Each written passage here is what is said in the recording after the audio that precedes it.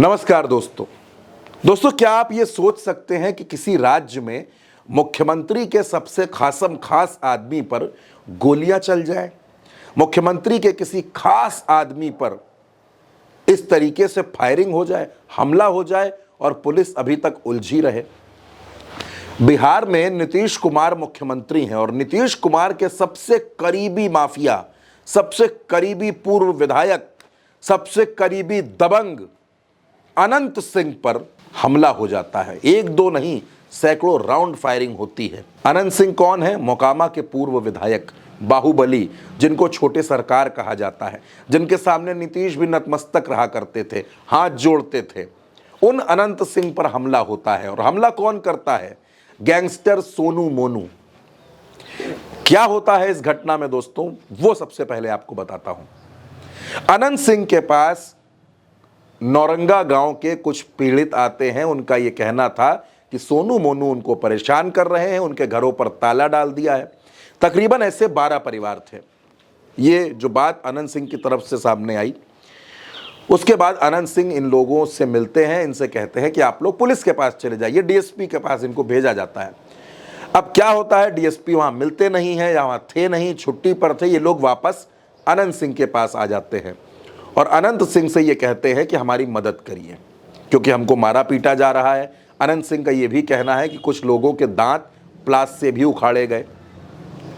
अनंत सिंह अपने लोगों के साथ सोनू मोनू से मिलने के लिए नौरंगा गांव की तरफ बढ़ जाते हैं और वहां जाकर वो ताले खुलवा देते हैं और फिर अपने 2-3 लोगों को भेजते हैं सोनू मोनू के पास और कहते हैं कि अनंत सिंह आए हैं बातचीत करने के लिए।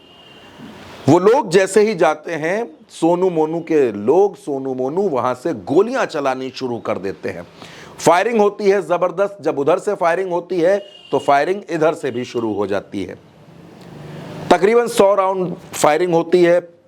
कुछ खोखे मिलते हैं, कुछ हथियार बरामद होते हैं, लेकिन पुलिस के सामने इसमें 3 केस आ जाते हैं। एक केस दर्ज कराया गया सोनू मोनू की मां की तरफ से, एक केस अनंत सिंह के समर्थकों की तरफ से और एक और केस है जो सोनू मोनू के समर्थकों ने दर्ज कराया। पुलिस अब इस मामले में उलझी है कि गोली पहले किस तरफ से चली, पहले फायरिंग किधर से हुई, हमला किसने किया, इसमें पुलिस की गुत्थी उलझी है। लेकिन सवाल यह है कि नीतीश कुमार मुख्यमंत्री हैं, कानून व्यवस्था नीतीश कुमार के हाथों में है, नीतीश कुमार पूरे राज्य के मुखिया हैं और जिस अनंत सिंह की तारीफ करते हुए नीतीश कुमार थकते नहीं थे, वो अनंत सिंह जो नीतीश कुमार की तारीफ करते रहते हैं, जेल से बाहर आने के बाद भी अनंत सिंह ने खूब तारीफें की, उन पर जानलेवा हमला होता है, नीतीश कुमार की सरकार में होता है। क्या नीतीश कुमार का बिहार में लॉ एंड ऑर्डर पर कंट्रोल पूरी तरह से खत्म हो गया है? क्या बिहार में कानून का राज नहीं रह गया है? इस पर विपक्ष भी खूब सवाल खड़े कर रहा है। रोहिणी आचार्य ने भी अपने एक्स अकाउंट पर पोस्ट लिखकर इस पर सवाल खड़े की और ये पूछा भी कि बिहार में आखिर ये क्या हो रहा है। दोस्तों, अनंत सिंह मोकामा से 2 बार विधायक रहे, नीतीश कुमार के बड़े भरोसेमंद रहे हैं। काला चश्मा लगाते हैं अनंत सिंह, माफिया हैं, बेलौस बातें करते हैं, जो मन में आता है वो बोलते हैं, घुड़सवारी के शौकीन हैं, दबंग हैं, बाहुबली के तौर पर बिहार में इनकी पहचान होती है और उन अनंत सिंह पर इस तरीके से हमला हो जाता है। समर्थकों की फौज के बीच में अनंत सिंह रहते हैं और वो जब जाते हैं इस गांव में तो उन पर फायरिंग हो जाती है, हमला हो जाता है।